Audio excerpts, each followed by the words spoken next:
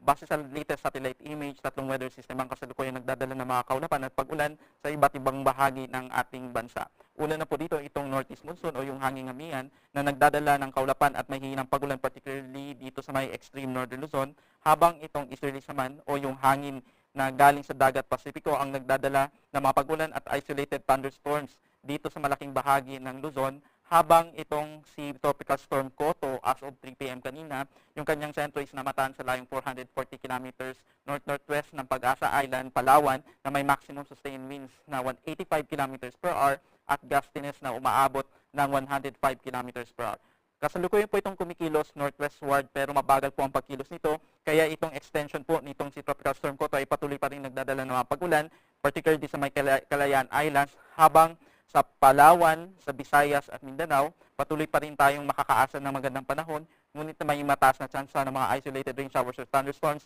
lalo na po sa bandang hapon at gabi. Para po sa lagay ng ating panahon bukas,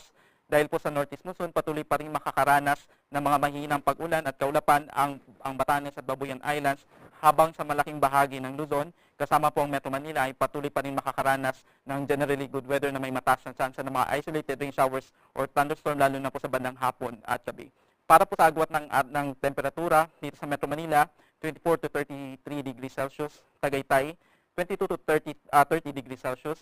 Baguio, 18 to 24 degrees Celsius, Lawag, 25 to 32 degrees Celsius, dito sa may Tuguegarao, 24 to 32 degrees Celsius, at sa may Legazpi, 25 to 33 degrees Celsius.